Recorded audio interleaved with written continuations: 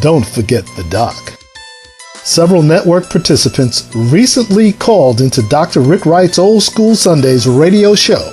Check this out. Deal with right now, right? Q Sci-Fi, George Kilpatrick, king of all media. How you doing, George? Dr. Rick representing the network today. What's up, Dr. Rick Wright? Oh, man, it's been a busy day here at Power 106.9. We've had the coach of the Raging Bulls has been here. Dr. Adam Banks has been here. And we've been talking about violence in the city of Syracuse, man. And I'm telling you, it's been rocking and rolling in here this afternoon, man. A lot of people stopping by the radio station, a lot of friends. And now you are on the air, George. Here I go. You know, of course, Dr. Banks, we talk about the Thruway Diaries being put on by the Paul Robeson Performing Arts Company this Friday. Did he talk about that? No. In fact, I've been waiting for you to call to talk about it. In fact, a brother was supposed. All I know to. is this Friday, the Paul Robeson Performing Arts Company is putting on Thruway Diaries, and if anyone has driven around Onondaga County or anywhere in the region, driving while African American, if you will, driving while black, this will be 7 o'clock this Friday at the Black Box Theater at the Community Folk Arts Center. Paul Robeson Performing Arts Company presents Thruway Diaries, and it's a series of vignettes talking about the experiences, obviously, of African Americans on the road, and it's a powerful play. And so they've asked me to big it up for this weekend, asking everybody to come out and support the PRPAC and their performance of Thruway Diaries. So that's one thing I got for you. Then I have some sad news for you, too, Dr. Rick. Okay. So are you ready for that? I am ready for sad news. Let me get my heart pills out. And okay, let me take them. Okay.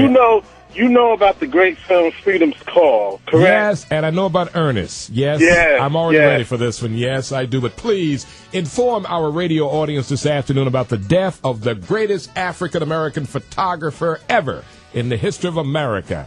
Well, as you know, my partners and I, as you know, and some of your listening audience know, and it'll be new information for others, that Robert Short Jr. and I, Richard Breyer, and I produced a documentary called Freedom's Call, which featured two reporters covering the civil rights movement, two journalists covering the civil rights movement, none other than Dorothy Gilliam, the first African-American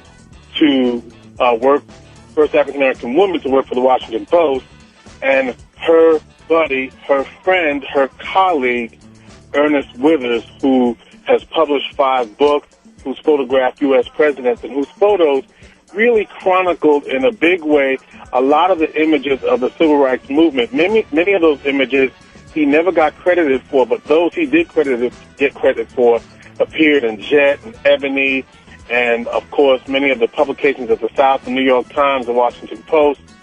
And this past week, Ernest Weathers, who was featured in our documentary, I had the pleasure of traveling with them through the Mississippi Delta, Memphis, Tennessee, Jackson, Mississippi, Oxford, Mississippi, Little Rock, Arkansas, where he photographed the Little Rock Nine, and where he photographed Medgar Evers, and when he photographed the late, not the late, I was going to say, and the name escapes me, it's in my film, but James Meredith, thank you.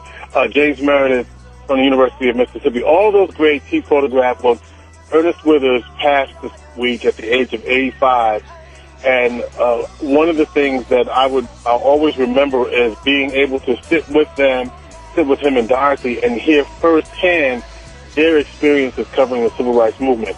And the beauty of this, Rick, is that Syracuse, had the pleasure of seeing Ernest Weathers 2 years ago at Syracuse Stage. He and Dorothy Gilliam came here when we premiered the film, first time ever. The world premiere of Freedom's Call was at Syracuse Stage, and Syracuse, New York, showed Ernest Weathers and Dorothy Gilliam so much love.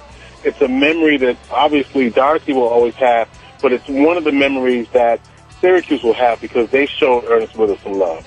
Oh, I enjoyed Ernest. In fact, I have a beautiful montage photograph in my office in the SI Newhouse School of Public Communications, George, that he autographed. And on that is Elvis Presley, B.B. King, Rufus Thomas, Carla Thomas, Isaac Hayes, Oh, the list is just incredible. And he gave it to me and autographed and said, Rick, you keep on keeping on. And I'm telling you, I talked about his greatness as a photographer and as a person who documented the civil rights movement. And, of course, in the days of struggle and turmoil. But we've lost a giant in our community, George. But I tell you what, he's left so many wonderful memories behind. And, of course, freedom calls. I'm telling you, George and Robert Short and my dear friend, Professor Richard Breyer. Oh, man, you guys are on point, man. You know, and what's beautiful about that, Rick, the real deal is that part of the reason for us telling that story was to bring voice to those who, chronicling the struggle, really never got the recognition and the credit. And thank God that we had the opportunity to sit with Ernest we spent a week, 8 days with him, and then actually travel with him across the country. We were in Los Angeles together. We were in Washington, D.C. together. And he didn't make it to New York when we premiered the film in New York. He didn't make it to that. I'm learning that he had a stroke earlier this summer, and that he just didn't recover from.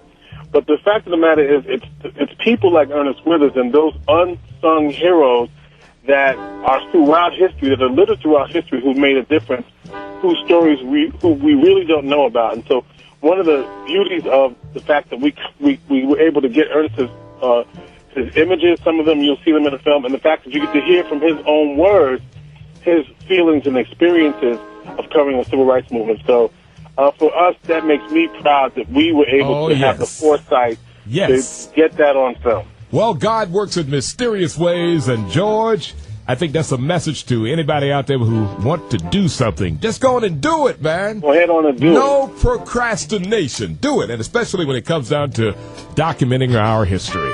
Oh, George, the king of all media, we'll keep the old school funk hour going, and you have taken our show to even greater heights with your presence this afternoon on Power 106.9 Radio. Today's R&B and old school. And hey, George Kilpatrick, here's something for you and the brothers of the Omega Sci-Fi Fraternity. My brothers. They're looking for me at the meeting today, man. But I got family duties.